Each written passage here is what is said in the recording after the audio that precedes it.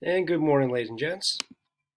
For today's lesson, we have what I would say is definitely one of the trickier parts of this section. So please pay attention, and I put together 3 examples to try and show you different styles of these, but do your best and submit your answers when you're done. So first thing to look at is you have 2 fractions here that you're adding.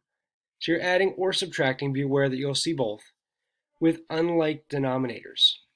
So you've got a 3n on this side and a 6n on this side. So in the previous ones, they're easier because you have like denominators, but these are not. So you need to make them like denominators.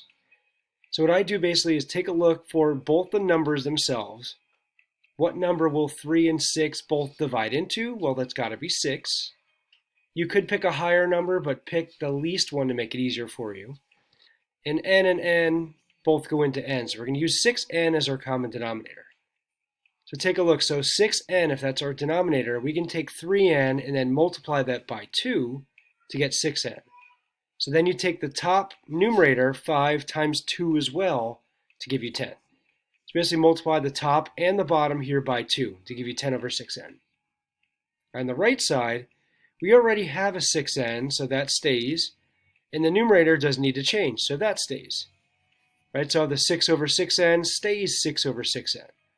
And then simply add the top, 10 plus 6 gives you 16, and that denominator, 6n plus 6n, stays as 6n. Right, so this looks good like we're done, but if you notice, none of these answers are that. So always check for reducing and simplifying. So I can divide both by 2, so 16 divided by 2 is 8, 6n divided by 2 is 3n, and now this doesn't reduce anymore, and that's your answer. All right, so that's number 1. So be careful, create common denominators. If you do make one that's too large by mistake, you'll just have to reduce more. But think about what 3n and 6n would both divide into, which the smallest one is 6n. You could use 12n, 18n, but pick the smallest. So the next one I'll look at is number 4 here. Number 4 you see is a little bit more involved, and it just has a trickier looking denominator. So this 3y to the third and 5xy look much, much different. So really the rule I say is take a piece of each thing. So with the 3 and the 5, like the previous one, I need a number that they both divide into. And 3 and 5 both go into 15. That's how we get this. Right, so then with the x's and y's, usually the rule we take there is take the biggest power of the variable. So there's no x here, but there's a single x here. So put the single x in. That's the next part of your common denominator. And lastly, with the y's, the bigger power of the y's I see is y to the third, so I use that for my common denominator.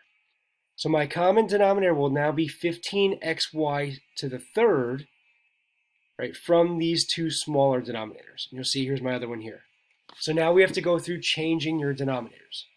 Right, so 3y to the third, to become 15xy to the third, well, the 3 has to get multiplied by a 5, so I put that 5 up here. There is no x in the original denominator, so I need another x, so I put that up there. And the y's, we have 3y, so we need no more y's, so that's good. So take the 5x that we do need and multiply by that original numerator, right? X plus 2y is up here, and we're going to multiply that by the 5x that we need to create this new denominator. And we'll do that one more time. So of course we have that 15xy to the third here. How does 5xy become 15xy to the third? Well, I need to multiply by a 3, put that up top. X, I already have the x, so we don't need any more x's, no x's up top here. And the y, I need 2 more y's for y to become y to the third. So I need to multiply by y squared. All right, so 3y squared is what we need to become this new common denominator. And you're going to multiply by the original numerator, that's 6x. So 3y squared times 6x. All right, so really the simplifying is what you have left to do. So distribute 5x times x is 5x squared. 5x times 2y is 10xy. Right, bring everything down, bring the signs down. This now becomes 18xy squared. And it's good to put in alphabetical order. All right, so getting closer. Now once the numerators are simplified and you have those two common denominators, we can combine it to one denominator.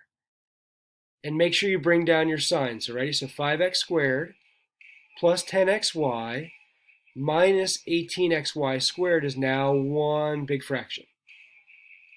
One thing you'll notice though, if I look over here to get my answer, none of these have a denominator of 15xy to the third, right? So something else has to be done. So I hate to say it, but look for factoring, and there's a GCF we need to pull out. So this GCF in the top, I look in here, I got a 5x squared, a 10x squared, ooh, maybe a 5, but no, 5 doesn't go in here. I do see an x and an x, ooh, and yes, this also has an x here, so there's a GCF of an x only that I can pull out, right? There's no more y's in common, nothing else in common. So pull out an x, so divide the 5x squared by x, so you get 5x. Take an x away from 10xy, so you get just 10y. Take an x away from this term, you get minus 18y squared.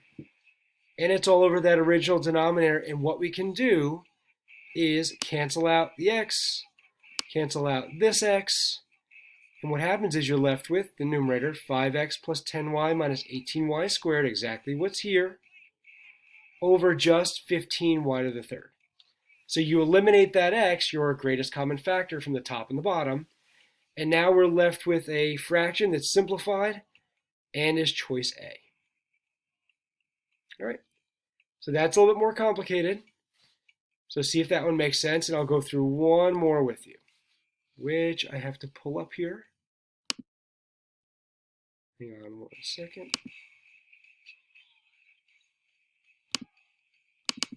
All right, so this one is your last example I'll go through with you today. So I picked number 18.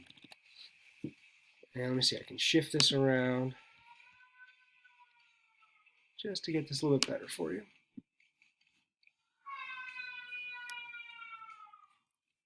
All right, so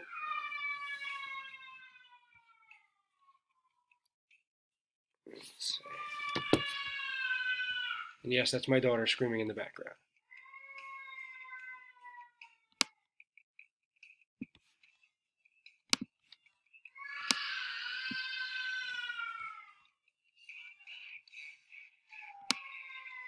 There we go. Okay. Let me move this over a little better. All right, so for number 18, this one again, we need a common denominator.